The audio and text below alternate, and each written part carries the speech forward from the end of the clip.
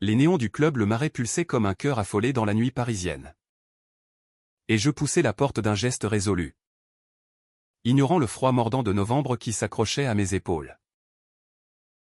Le verre que je commandai au bar, un whisky sec, amer comme mes regrets, glissa dans ma main tremblante. Mais avant que la première gorgée ne touche mes lèvres, un silence étrange s'abattit sur la piste de danse. Tous les regards convergèrent vers moi.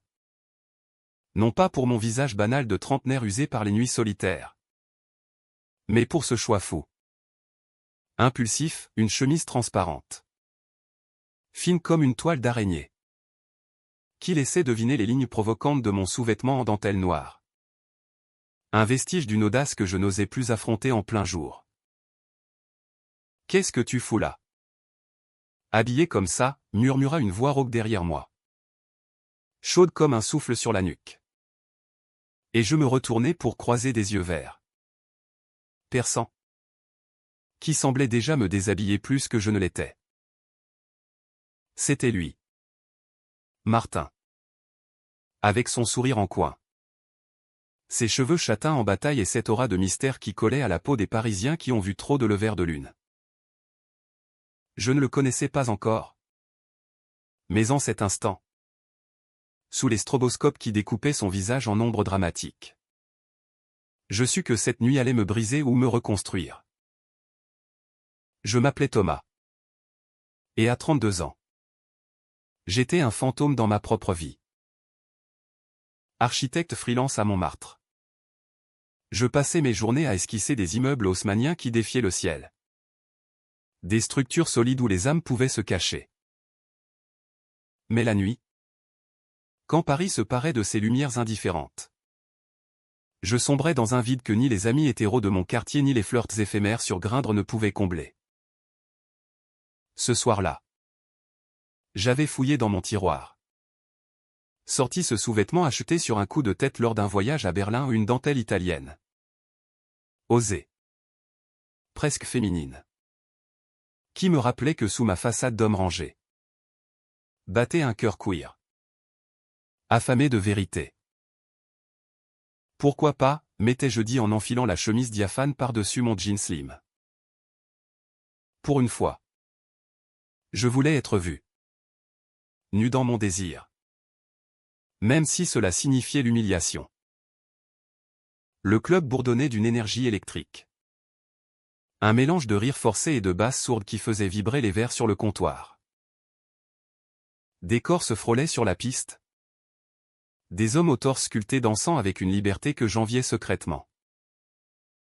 Martin s'approcha. Son corps athlétique, fruit d'heures passées dans les salles de sport du Marais, effleurant le mien comme une promesse. « Thomas. C'est ça ?» demanda-t-il.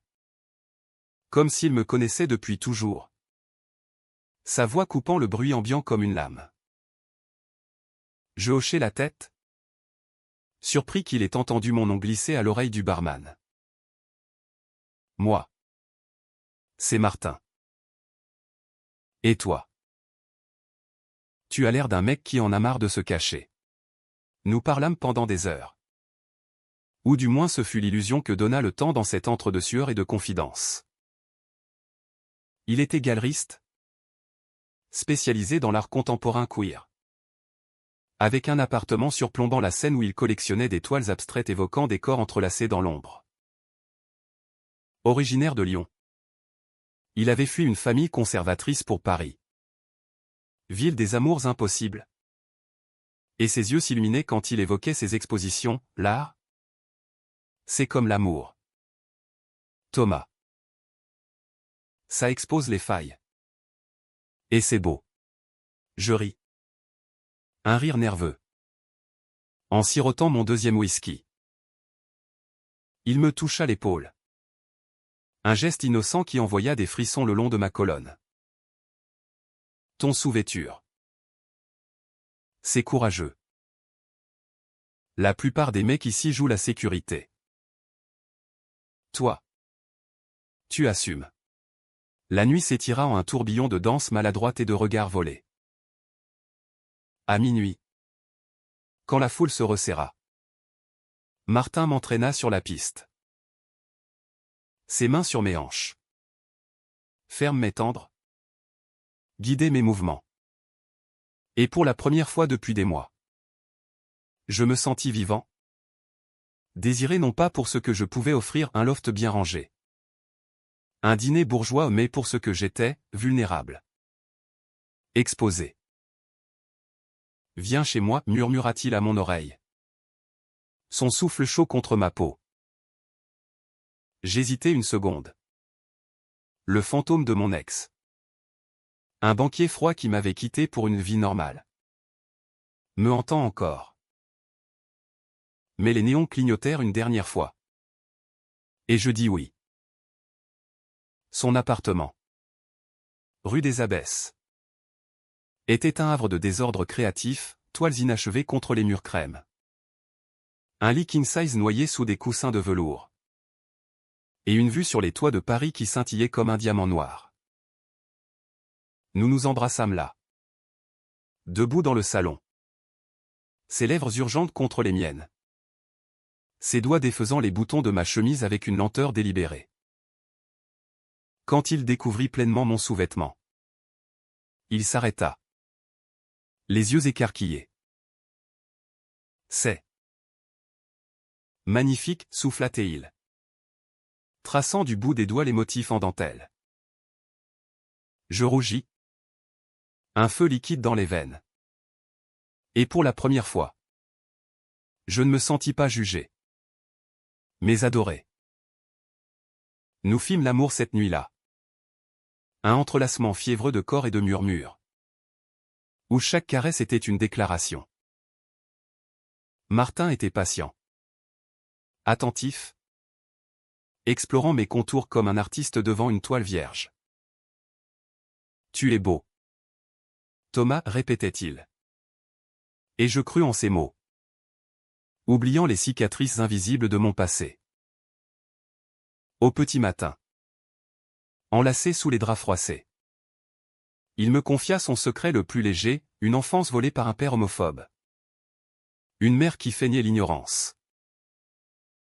Paris m'a sauvé, dit-il. Sa tête sur mon torse. Je hochai la tête, pensant que nous nous sauvions mutuellement. Les jours suivants furent un tourbillon de romances parisiennes. Petit déjeuner au café de Flore, où nous nous tenions la main sous la table. Ignorant les regards curieux, promenade le long de la Seine, où il me racontait des anecdotes sur les artistes qu'il exposait, des queericons comme Tom de Finlande revisités par des talents émergents.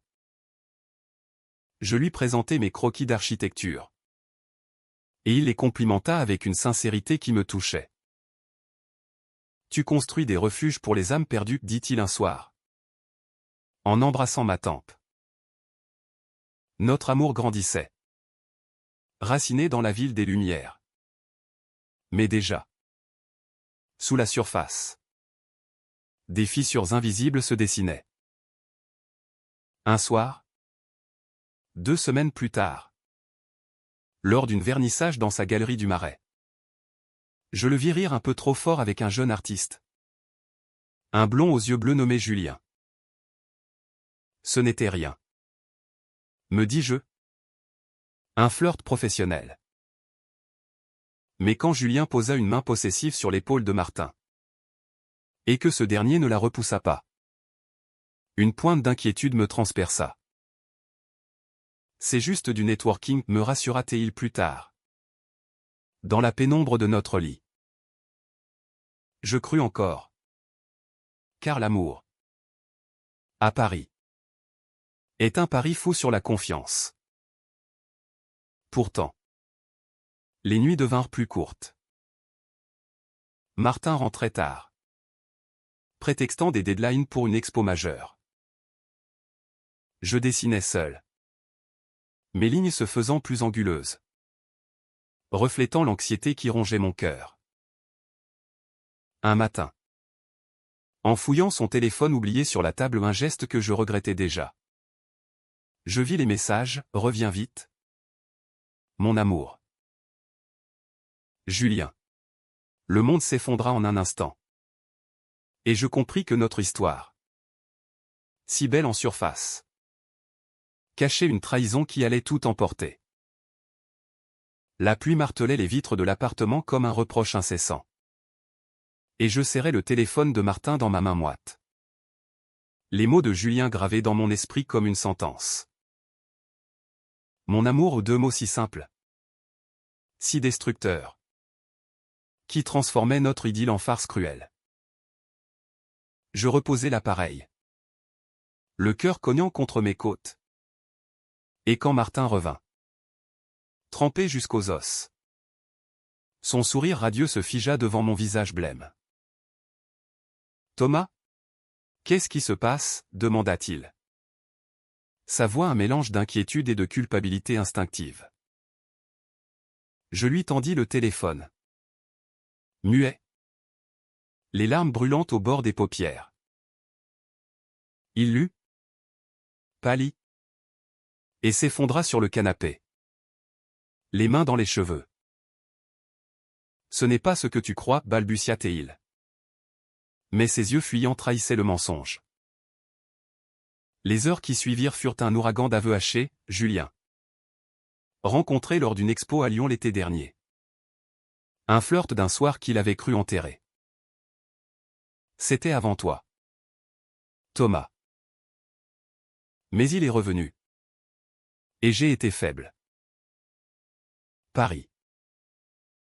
Cette ville nous rend tous un peu fous. Faible? Le mot me gifla. Car moi. J'avais été courageux ce soir au club. Exposant mon âme en dentelle noire. Tandis que lui se cachait derrière des excuses tièdes. Nous nous disputâmes jusqu'à l'aube. Des cris étouffés par les murs épais de l'immeuble haussmannien. Des accusations lancées comme des flèches empoisonnées. Tu m'as fait croire que j'étais spécial, hurlai-je. La voix brisée. Martin pleura. Pour la première fois je le vis vulnérable. Son masque de galeriste sophistiqué tombant en miettes. Tu le hais. Thomas. Julien. C'est le passé. Une erreur. Toi. C'est le présent. L'avenir. Il s'agenouilla devant moi. Suppliant. Et dans un élan de désespoir. Je le laissai m'embrasser. Nos lèvres salées de larmes se cherchant une rédemption fragile. Les jours suivants furent une danse précaire sur le fil du rasoir. Nous tentâmes de recoller les morceaux, dîner aux chandelles chez nous. Où il cuisinait des plats lyonnais saucisson et quenelle pour me reconquérir, balade dans le jardin des Tuileries. Main dans la main. Évitant les regards des passants qui semblaient deviner notre fracture. Martin coupa les ponts avec Julien. Bloqua son numéro. Et jura sur nos nuits partagées, plus jamais. Je voulus y croire. Car l'amour, dans sa forme la plus brute, est un acte de foi aveugle. Mais la graine de la méfiance avait germé. Et chaque vibration de son téléphone me faisait sursauter. Mon travail en souffrit. Mes croquis d'un projet de rénovation pour un hôtel gay-friendly dans le marais devinrent des gribouillis rageurs. Des tours penchées symbolisant notre instabilité. Un collègue. Un architecte plus âgé nommé Pierre. Remarqua mon tourment lors d'une réunion au café Angelina. L'amour queer à Paris. C'est comme l'architecture gothique, sublime. Mais fragile face aux tempêtes, me dit-il avec un clin d'œil complice. Pierre était un pilier de la communauté. Un homme qui avait survécu au sida des années 80. Et ces mots me touchèrent. Par lui, Thomas. La trahison n'est pas une fin, mais un chapitre. Inspiré. Je confrontai Martin une nuit. Après un spectacle au théâtre du Châtelet, une pièce sur des amours interdits sous l'occupation, qui nous avait laissé muets d'émotion. Assis sur un banc face à Notre-Dame. Illuminé comme un mirage gothique. Je lui avouai mes peurs les plus profondes, mon enfance à Toulouse. Élevé par une mère veuve qui chuchotait des prières catholiques contre les déviances de son fils unique, mon premier baiser volé dans un parc. Suivi d'années de silence. J'ai porté ce sous-vêtement ce soir-là pour me libérer. Martin. Pour être vu. Et toi? Tu m'as rendu invisible à nouveau. Il m'écouta. Les yeux rivés sur la scène qui charriait ses secrets millénaires. Puis, d'une voix brisée, il confessa tout, non seulement Julien, mais une addiction aux frissons des rencontres éphémères. Un pattern hérité de sa jeunesse lyonnaise où l'amour stable était un luxe pour les autres. Je suis terrifié d'aimer vraiment. Thomas. Parce que quand on aime, on perd. Ces mots étaient un baume et une lame, nous pleurâmes ensemble. Enlacés sous les étoiles indifférentes de Paris. Et pour un instant, je sentis nos âmes se recoudre. Mais la vie, cruel scénariste, ne nous laissa pas en paix. 2 mois plus tard, l'invitation arriva, l'expo majeure de Martin. Exposé. Un hommage au corps queer dans l'art moderne. Avec des pièces prêtées par des collectionneurs internationaux. C'était son rêve. Et je l'aidais à l'organiser. Décorant la galerie avec des guirlandes de lumière tamisées. Disposant les toiles comme des confessions muettes. Le vernissage fut un triomphe, critique du Figaro en extase. Mécène en costume sur mesure sirotant du champagne. Et au centre, Martin rayonnant. Son bras autour de ma taille en public, un geste rare. Victorieux. Pourtant, au milieu de la foule, je revis Julien. Pas en chair et en os. Mais sous forme de fantôme, une toile qu'il avait offerte à Martin l'année précédente. Un portrait abstrait d'un corps en dentelle. Accroché en bonne place. C'est de l'histoire ancienne, murmura Martin à mon oreille. Sentant ma tension. Mais quand un invité demanda l'anecdote derrière l'œuvre, Martin hésita. Puis raconta une version édulcorée. Omettant les nuits passionnées qui l'avaient inspiré. La jalousie me rongea. Un acide lent. Et je m'éclipsai aux toilettes. Éclaboussant mon visage d'eau froide pour noyer les doutes. Dehors. Sous la pluie fine du marais. Je marchais seul. Les pavés glissant sous mes semelles. Paris. Ma ville amante. Me semblait soudain hostile, ses ruelles étroites comme des veines bouchées. Ses lumières comme des yeux moqueurs. J'appelai Pierre. Et il m'invita chez lui. Un loft à Bastille rempli de livres sur l'histoire LGBTQ+, et de vin rouge corsé. La trahison n'est pas le poison. Thomas, dit-il en me serrant dans ses bras. Un geste paternel qui me manquait depuis l'enfance. C'est le miroir. Elle te montre qui tu es vraiment. Nous parlâmes jusqu'au bout de la nuit. Et pour la première fois, je me vis non comme une victime, mais comme un survivant. Le lendemain, je rentrai chez Martin. Déterminé à poser les bases d'un amour honnête. Mais en ouvrant la porte, je trouvai la galerie déserte. Les toiles emballées. Et un billet sur la table, Julien est revenu.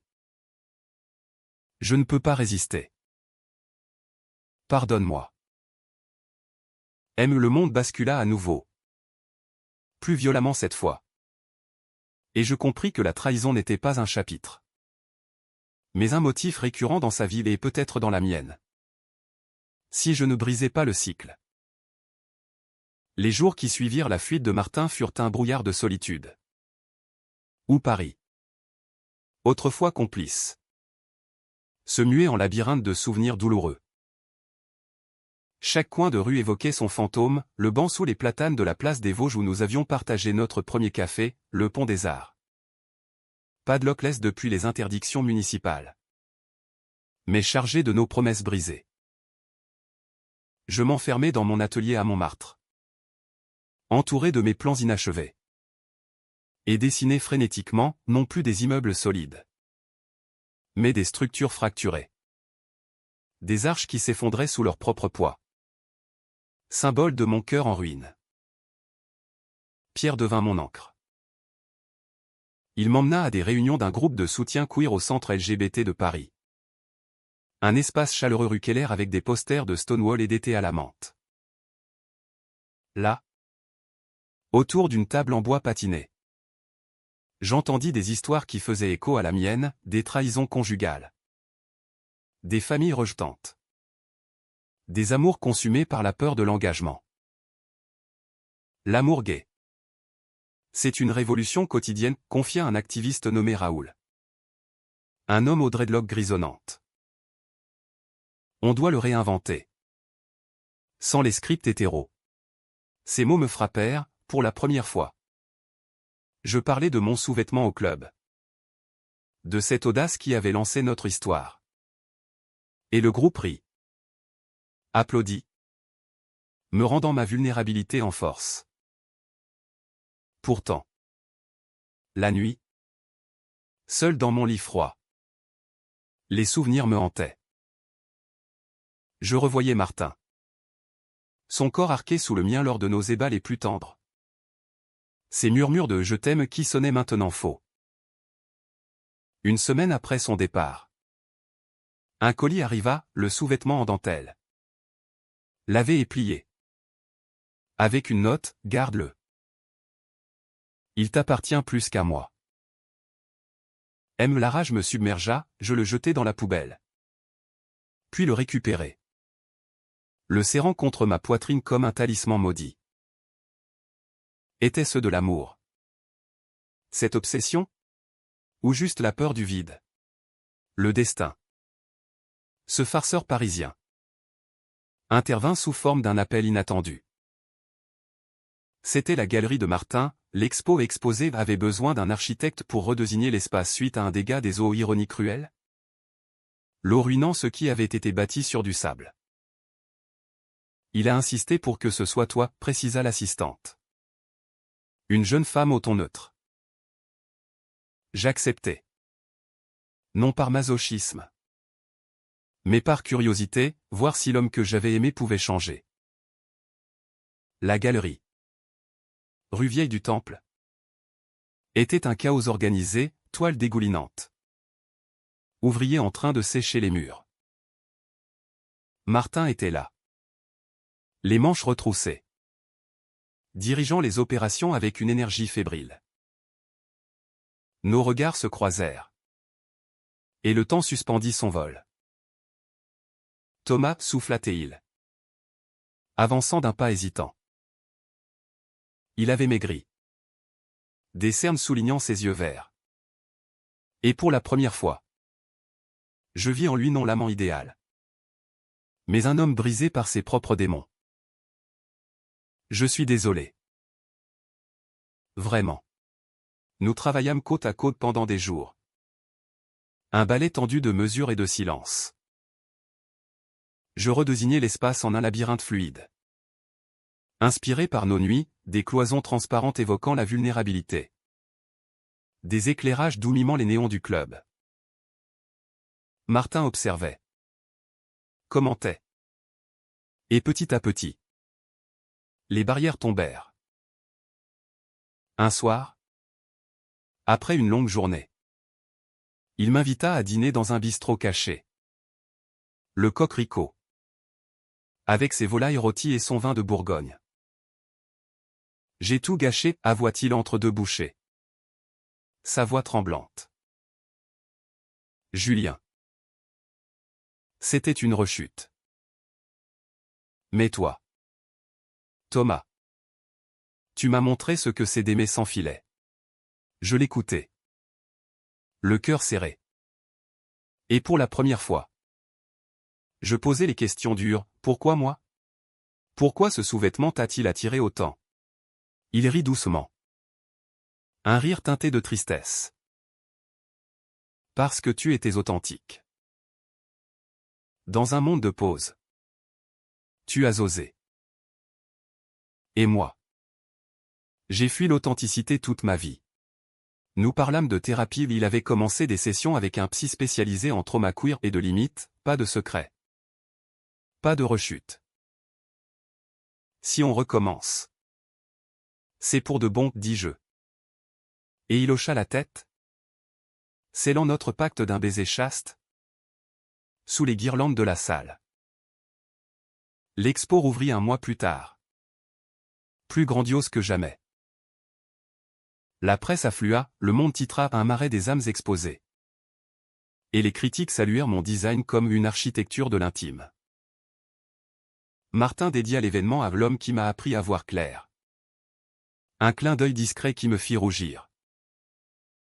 Parmi la foule, je revis des visages familiers aux pierres. Raoul. Même des inconnus du club et pour la première fois. Je me sentis partie d'une communauté.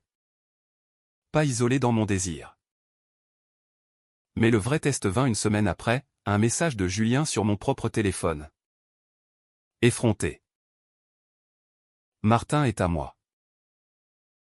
Laisse tomber. La tentation de répondre.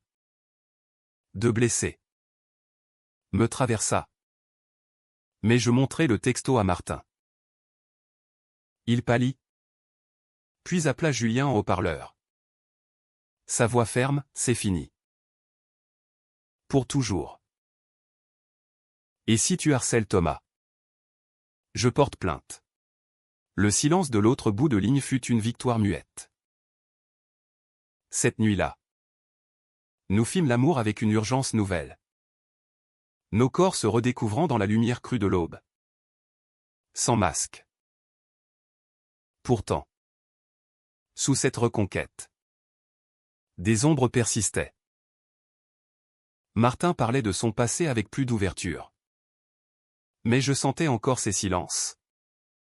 Ses pauses où son regard fuyait vers la fenêtre. Et moi? Avais-je vraiment guéri? Un soir, seul dans l'atelier, je sortis un nouveau sous-vêtement en rouge cette fois. Plus audacieux et l'enfilai devant le miroir. Pas pour séduire. Mais pour me rappeler, j'étais Thomas.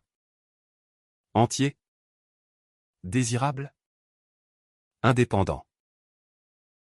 Le climax survint lors d'une tempête d'été. Orageuse et imprévue. Nous étions à une fête sur une péniche de la Seine. Organisée par des amis artistes. L'alcool coulait. Les corps dansaient sous les étoiles. Et Martin, radieux, me présenta comme mon partenaire. Mon inspirateur. Mais au milieu de la nuit, je le perdis de vue. Panique familière, je le cherchais dans la cohue. Le cœur battant. Je le trouvai sur le pont supérieur. Non avec un amant. Mais seul. Fixant les lumières de la tour Eiffel qui scintillaient au loin. J'ai peur, murmura-t-il quand je m'approchai. Peur de te perdre? Peur de moi-même. Nous nous embrassâmes sous la pluie qui s'abattait soudain. Violente? Nos vêtements collant à la peau comme une seconde vulnérabilité. Alors bats-toi, répondis-je. Et dans ses yeux, je vis une détermination nouvelle. Mais au fond de moi, une voix chuchotait, l'amour, même renaissant, porte toujours les cicatrices du passé. L'automne s'installa à Paris avec sa mélancolie coutumière. Les feuilles jaunies du Luxembourg craquant sous nos pas lors de nos promenades rituelles. Martin et moi avions reconstruit un équilibre précaire, des matins partagés avec du café filtré et des croissants chauds. Des soirées où il peignait nu pendant que je dessinais. Nos silences complices plutôt qu'oppressants. Il avait vendu la toile de Julien lors d'une vente aux enchères. Un geste symbolique qui avait fait les gros titres des blogs art queer, adieu au passé. Bonjour à l'authenticité. Moi. J'avais décroché un contrat majeur pour rénover un centre communautaire LGBTQ+ à Belleville. Un projet qui me remplissait d'un espoir concret. tangible. Pourtant, les fissures n'avaient pas disparu. Elles se manifestaient en petites choses, un texto non répondu de sa part lors d'une expo à Berlin.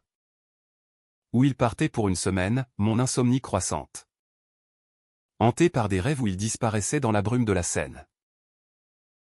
On progresse, me répétait Pierre lors de nos cafés hebdomadaires. Son optimisme contagieux comme un remède.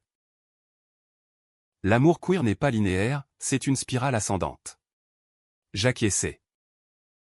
Mais au fond, je me demandais si notre spirale ne tournait pas en rond.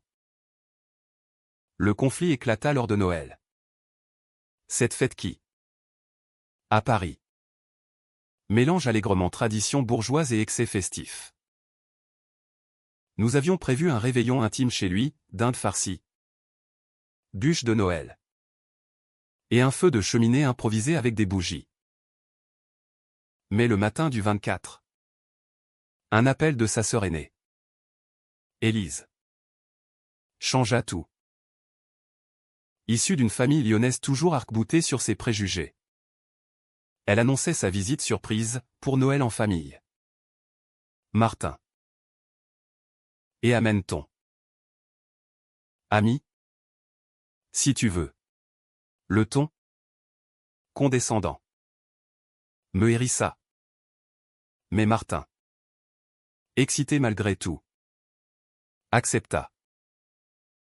La soirée fut un désastre masqué de sourires forcés. Élise arriva avec son mari, un comptable bedonnant aux blagues douteuses, et leurs 2 enfants sages comme des images. Dès l'apéritif, les piques fusèrent, Paris te rend efféminé. Frangin, lança-t-elle en jetant un œil à mon pull slim. Martin rit nerveusement. Mais je sentis la tension monter. Au dîner. Quand je parlais de mon projet à Belleville, un espace safe pour les jeunes queers, son mari grogna, encore ces bêtises. Trouve-toi une vraie vie. Fiston. Martin se tut, fixant son assiette. Et ce silence fut la trahison la plus douloureuse. Plus tard. Dans la cuisine. Alors que je lavais la vaisselle pour me calmer. Il me rejoignit. Désolé, Thomas. La famille. C'est compliqué. Compliqué? Le mot me brûla. C'est plus que ça. Martin. Tu te tais face à eux. Comme si notre amour était une honte. Les larmes coulèrent. Et pour la première fois, je haussai la voix, ce soir au club. J'ai osé. Toi. Tu oses encore? Il recula. Blessé. Et murmura, je les protège. De leur propre haine. Mais je vis clair, il se protégeait lui-même. Évitant le conflit pour préserver un lien toxique. La nuit s'acheva en dispute froide, Élise et sa famille partirent tôt. Sentant l'orage. Seul avec Martin. Je fis mes valises. J'ai besoin d'espace, dis-je. La voix ferme malgré le déchirement. Il pleura. Supplia, ne pars pas. Pas comme ça. Mais je sortis dans la nuit de Noël. Les rues de Paris désherbent. Illuminées de guirlandes moqueuses. Je marchais jusqu'au Pont-Neuf. Le vent glacé fouettant mes joues. Et là, sous les statues impassibles, je hurlais mon désespoir à la Seine, qui l'avala sans un mot. Les semaines suivantes furent un exil volontaire. Je m'installai temporairement chez Pierre, transformant son canapé en cocon de réflexion. Le travail devint mon salut, le centre de Belleville prenait forme. Avec des ateliers d'art queer et des espaces de thérapie. Raoul et les autres du groupe m'entourèrent, organisant des soirées jeux de société et des projections de films Brokeback Mountain un soir, qui nous laissa tous en larmes. Tu es fort? Thomas, me dit Raoul en me serrant l'épaule. Plus fort que tu ne le crois. Martin m'envoya des lettres, pas des textos. Mais de vraies lettres manuscrites. Posées sur le rebord de ma fenêtre par un coursier discret. La première, des excuses pour Noël. Une promesse de confronter sa famille. La seconde, un souvenir de notre première nuit. Ton sous-vêtement comme une armure de soie. Je l'ai lu. Les plier. Les ranger dans une boîte. Oscillant entre colère et tendresse. Un soir, il apparut à la porte de pierre. Trempé par une averse printanière. Les yeux rougis. J'ai coupé les ponts avec Élise, annonça-t-il d'une voix rauque. Je lui ai dit pour nous. Tout. Et elle. Elle a raccroché. Mais je suis libre. Maintenant. Nous parlâmes jusqu'au matin. Un dialogue brut. Sans phare, ses peurs d'abandon. Hérité d'un père absent, mes insécurités. Forgé par des amours passés qui m'avaient réduit à un rôle secondaire. On peut y arriver, dis-je enfin. Et il hocha la tête. Nos mains entrelacées comme un serment. Mais le vrai haut de page vint plus tard. Lors de l'inauguration du centre. C'était une soirée en juin. Sous un ciel étoilé. Avec des discours enflammés et des performances drag qui faisaient vibrer l'air. Martin était là. En invité surprise. Portant une cravate rouge assortie à mon nouveau sous-vêtement, un secret partagé. Mais au milieu de la foule, Julien surgit. Ivre et vindicatif. Un verre à la main. Tu crois que tu l'as changé, cracha-t-il à Martin. Attirant les regards. Il reviendra toujours vers moi. Le silence tomba. Lourd. Et je sentis la panique monter. Martin se tourna vers lui. Calme mais ferme, non. Julien. C'est fini. Et si tu ne respectes pas ça? Sors. Julien ricana. Puis se tourna vers moi, et toi? Le mec en dentelle. Tu penses mériter mieux. La foule murmura. Et quelque chose en moi se brisa au nom en douleur. Mais en rage libératrice. Je mérite l'honnêteté, répondis-je. La voix claire.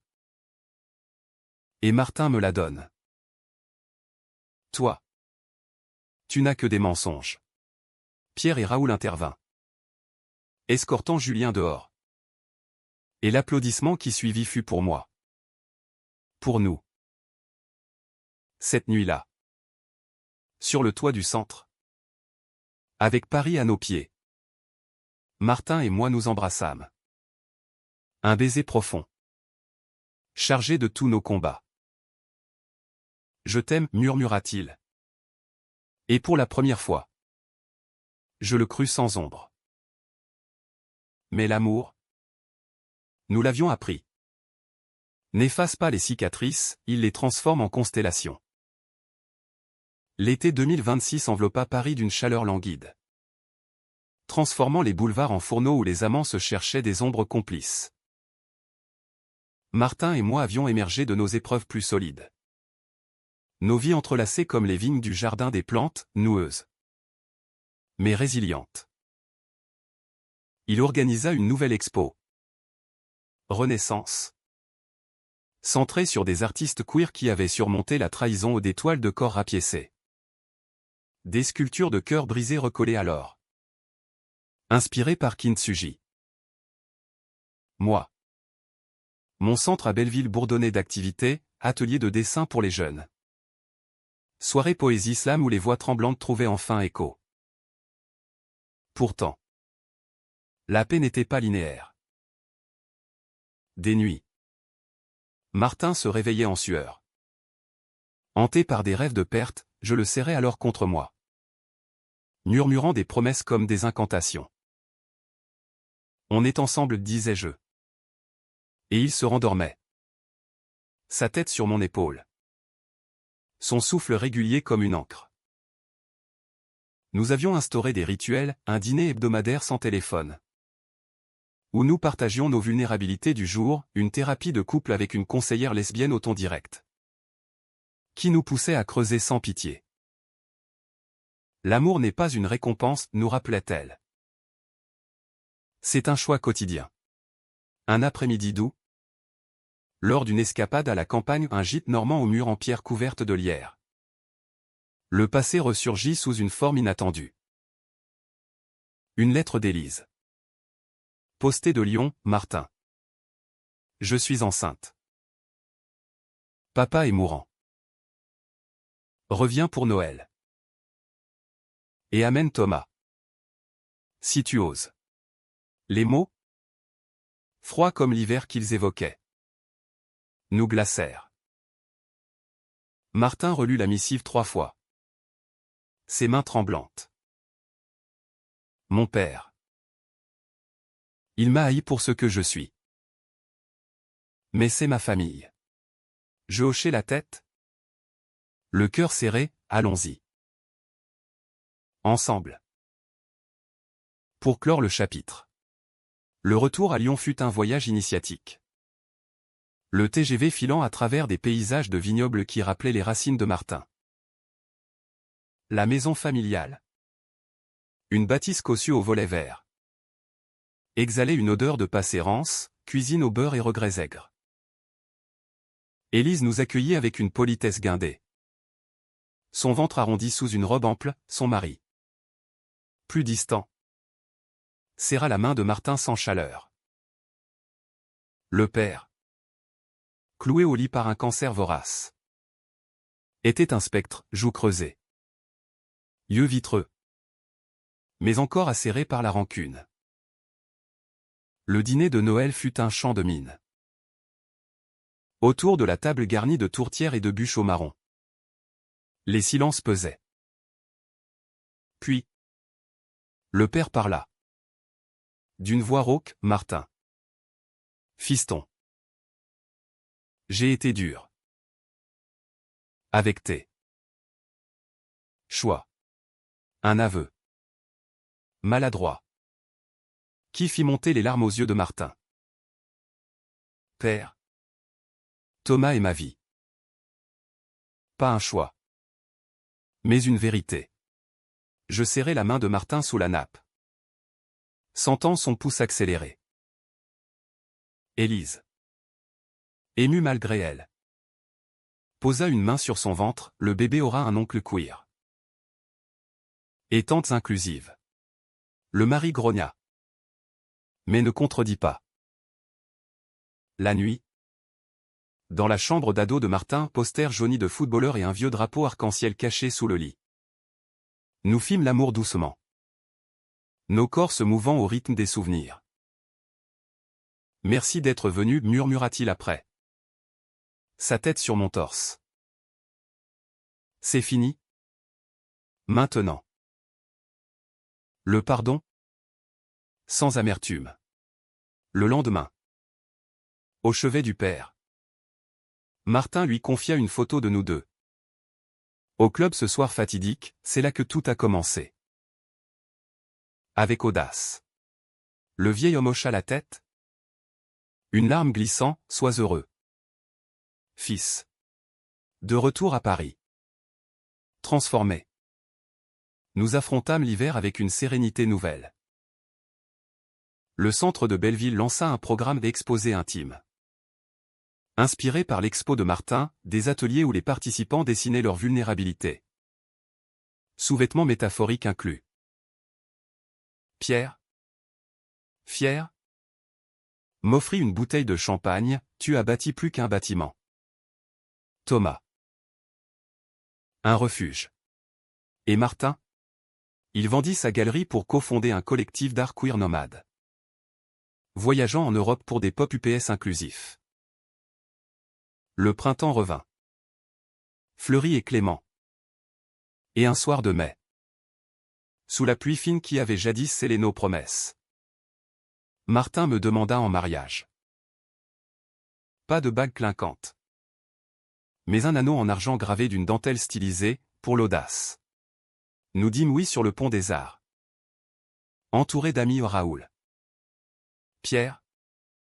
Même Élise venue incognito avec le bébé. Paris applaudit en silence. Ses lumières dansant sur l'eau comme une bénédiction. Notre histoire n'était pas un conte de fées américain. Avec ses happy ends hollywoodiens tape à accent grave-l'œil. C'était un roman français, nuancé. Poignant. Humain dans ses imperfections. La trahison nous avait brisés. Mais l'amour patient, forgé au feu des confidences, nous avait reconstruits. Et ce soir-là, dans notre appartement surplombant la Seine, enlacé sous les draps, je sus que l'aventure continuait, non plus dans la peur, mais dans la lumière d'un cœur exposé. Enfin libre. Des années plus tard, quand on me demanda, lors d'une interview pour un magazine queer, quel était le moment marquant de ma vie, je souris, ce soir au club, avec mon sous-vêtement qui a attiré tous les regards. Et un homme aux yeux verts qui a vu au-delà. Martin. À mes côtés. Rit doucement. Et Paris. Notre témoin éternel. Cligna des yeux en néon complice.